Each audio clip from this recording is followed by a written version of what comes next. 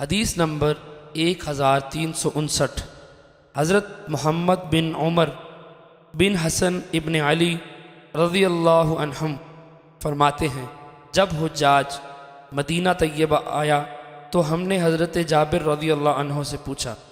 انہوں نے فرمایا، رسول اکرم صلی اللہ علیہ وسلم ظہر کی نماز زوال کے بعد گرمی میں پڑھتے، عصر کی نماز پڑھتے تو سورج صاف ہوتا، اور مغرب کی نماز اس وقت پڑھتے جب سورج غروب ہو جاتا، اور نماز عشاء کو کبھی تاخیر سے پڑھتے اور کبھی جلدی پڑھتے۔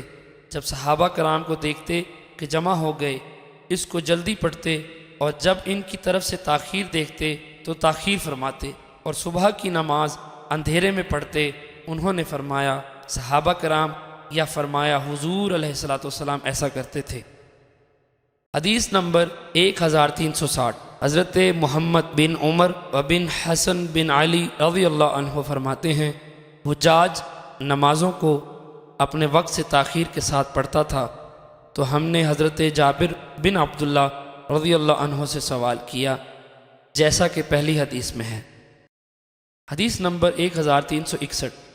حضرت سیار بن سلامہ فرماتے ہیں، میں نے اپنے والد سے سنا، وہ حضرت ابو بردہ رضی اللہ عنہ سے رسول اکرم صلی اللہ علیہ وسلم کی نماز کے بارے میں پوچھ رہے تھے۔ حضرت شعبہ رضی اللہ عنہ سے پوچھا گیا، تم نے خود یہ بات سنی ہے؟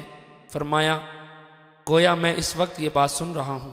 وہ فرماتے ہیں، میں نے اپنے والد سے سنا، وہ نبی اکرم صلی اللہ علیہ وسلم کی نماز کے بارے میں پوچھ رہے تھے۔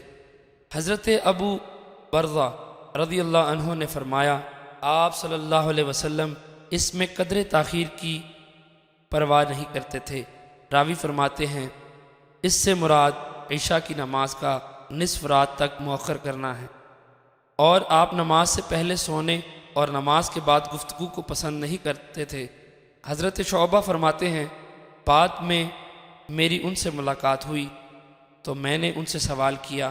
انہوں نے فرمایا، نبی اکرم صلی اللہ علیہ وآلہ وسلم ظہر کی نماز پڑھتے جب سورج ڈھل جاتا، اور عصر کی نماز اس وقت پڑھتے کہ ایک شخص مدینہ طیبہ کی آخری جانب جاتا اور ابھی سورج قائم ہوتا۔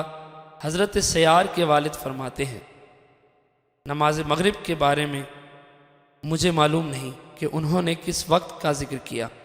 حضرت شعبہ رضی اللہ عنہ فرماتے ہیں، بعد میں ان سے میری ملاقات ہوئی تو میں نے ان سے سوال کیا تو انہوں نے فرمایا، نبی اکرم صلی اللہ علیہ وسلم سے نماز فجر اس وقت پڑھتے جب آدمی سلام پھیرتے ہوئے اپنے ساتھی کے چہرے کو دیکھتا تو اسے پہچان لیتا، اور آپ اس نماز میں 60 سے 100 تک آیات پڑھتے تھے۔ حدیث نمبر 1362۔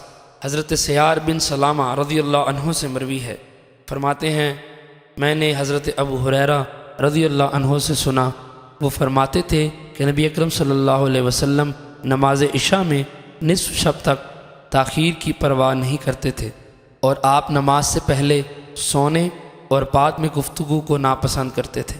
حضرت شعبہ راوی فرماتے ہیں، میں نے دوبارہ ان سے ملاقات کی تو انہوں نے فرمایا، تہائی رات تک تاخیر فرماتے۔ حدیث نمبر 1363۔ حضرت ابو المنحال یسار بن سلامہ رضی اللہ عنہ فرماتے ہیں، میں نے حضرت ابو برزہ اسلمہ رضی اللہ عنہ سے سنا، وہ فرماتے تھے، رسول اکرم صلی اللہ علیہ وسلم نماز عشاء کو رات کی تہائی تک مؤخر کرتے، اور آپ نماز سے پہلے آرام کرنے اور نماز کے بعد گفتگو کرنا پسند کرتے تھے، اور آپ فجر کی نماز میں 100 سے 60 کے درمیان آیات پڑھتے تھے، اور سلام پھیرتے تو ہم ایک دوسرے کے چہرے کو پہچان لیتے۔